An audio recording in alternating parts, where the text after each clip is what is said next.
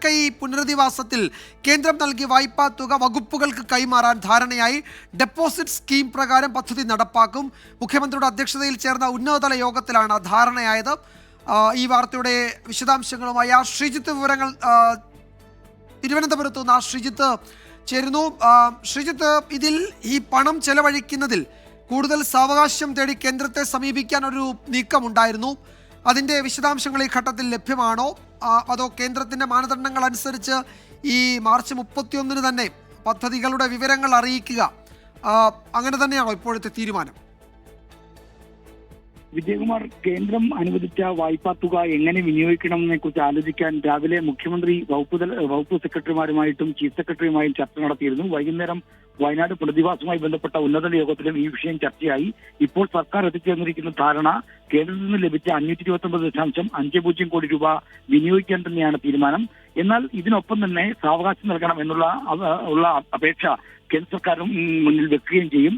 എന്നാൽ അതുവരെ കാത്തിരിക്കാതെ വകുപ്പ് സെക്രട്ടറിമാരോട് ഈ പദ്ധതികളുടെ എസ്റ്റിമേറ്റ് തയ്യാറാക്കി ബന്ധപ്പെട്ട വകുപ്പുകൾക്ക് ഈ പണം ഡെപ്പോസിറ്റ് സ്കീമിലേക്ക് കൈമാറാനാണ് തീരുമാനം.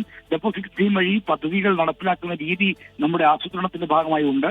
അത്തരം ആസൂത്രണ പ്രക്രിയയുടെ ഭാഗമായുള്ള ഡെപ്പോസിറ്റ് സ്കീം ഈ കാര്യത്തിലും സ്വീകരിച്ച് മുന്നോട്ട് പോകും. അപ്പോൾ ഈ മാർച്ച് 31 അതായത് സാമ്പത്തിക വർഷത്തിന്റെ അവസാനം തന്നെ ഈ പദ്ധതി തീർക്കണമെന്ന കേന്ദ്ര നിബന്ധന ഒരു അളവ് വരെ പാലിക്കാൻ കഴിയും. നേരത്തെ ഇത്തരത്തിൽ സമയഘടന നിശ്ചയിച്ച് കേന്ദ്രം നൽകിയ പദ്ധതിയിലും സമാനമായ രീതി അവലംബിച്ചിട്ടുണ്ട് എന്ന് വകുപ്പ് സെക്രട്ടറിമാർ യോഗത്തിൽ ചൂണ്ടിക്കാണിച്ചിരുന്നു. ഇതനുസരിച്ചാണ് ഡെപ്പോസിറ്റ് സ്കീം എന്ന ഓപ്ഷൻ സ്വീകരിക്കാൻ തീരുമാനിച്ചത്. എന്നാൽ അത് മാത്രമല്ല, ഈ സമയപരിധിയിൽ ഇളവ് വേണം എന്ന കാര്യം മുഖ്യമന്ത്രി തന്നെ കേന്ദ്രത്തിന്റെ ശ്രദ്ധയിൽപ്പെടുത്തും. ഒരുപക്ഷെ മുഖ്യമന്ത്രി തന്നെ കത്തെഴുതി കേന്ദ്രത്തോട് ഈ ആവശ്യം ഉന്നയിക്കാനാണ് ഇപ്പോഴത്തെ ധാരണ.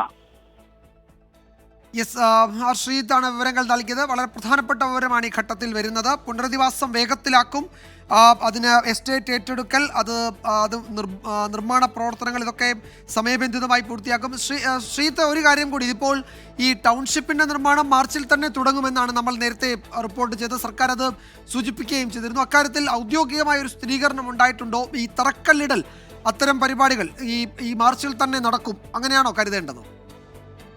വിജയകുമാർ, നേരത്തെ സർക്കാരിലെ ധാരണ മാർച്ചിൽ തന്നെ ശിലാസ്ഥാപനം അടക്കമുള്ള കാര്യങ്ങൾ നടത്താനാണ്. ആ നിലയ്ക്കുള്ള നടപടികളുമായി മുന്നോട്ട് പോകാനാണ് ഇന്ന് വൈകുന്നേരം ചേർന്ന ഉന്നതതല യോഗത്തിൽ ഉണ്ടായിരിക്കുന്ന ധാരണ.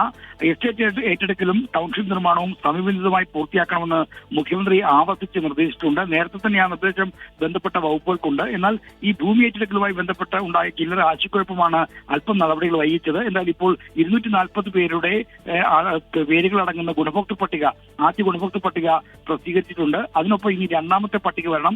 അത് അപകട മേഖലയിൽ താമസിക്കുന്ന ആളുകൾ ആരൊക്കെയാണ്, അവരുടെ പ്രതിവാസവുമായി ബന്ധപ്പെട്ടതാണ് രണ്ടാമത്തെ പട്ടിക. ആ പട്ടികയും 2 ദിവസത്തിനുള്ളിൽ പുറത്തു വരും. എന്തായാലും ഈ 2 പട്ടികയിലുമുള്ളവരിൽ ടൗൺഷിപ്പുകൾ താമസിക്കാനാണോ അതോ സർക്കാരിൽ നിന്ന് ഒരു പ്രത്യേക തുക വാങ്ങി പുറത്തുപോയി താമസിക്കാനാണോ അവർക്ക് താല്പര്യം എന്ന കാര്യം ചോദിക്കും. അങ്ങനെ ഒരു സർവേ ഇവർക്കിടയിൽ നടത്തും. അതിനുശേഷമായിരിക്കും അന്തിമ തീരുമാനങ്ങൾ എടുക്കുക ഗുണഭോക്തൃ പട്ടികയുമായി ബന്ധപ്പെട്ട്. എന്നാൽ ടൗൺഷിപ്പ് നിർമ്മാണം മാർച്ചിൽ തന്നെ തുടങ്ങാനുള്ള തീരുമാനമാണ് ഇപ്പോഴും ഉള്ളത്. അത് വൈകാതെ തന്നെ ആ തീരുമാനത്തിലേക്ക് സർക്കാർ പോകും. അതിന്റെ നടപടികൾ പൂർത്തീകരിക്കുന്നു. എസ്റ്റേറ്റുകളുടെ മൂല്യനിർണ്ണയ നടപടികൾ, ടോപ്പോഗ്രാഫിക്കൽ ഹൈഡ്രോ സർവേ അടക്കുന്നതാണ് പൂർത്തിയായി കഴിഞ്ഞു. ആദ്യം കൽപ്പറ്റ കേന്ദ്രീകരിച്ചായിരിക്കും ഈ പ്രവർത്തനങ്ങൾ ടൗൺഷിപ്പ് നിർമ്മാണം ആരംഭിക്കുക. അപ്പോൾ പുനർനിർമ്മാണത്തിനുള്ള കേന്ദ്ര വായ്പാ പദ്ധതികൾ ഡെപ്പോസിറ്റ് സ്കീം പ്രകാരമാണ് നടപ്പാക്കുന്നത്.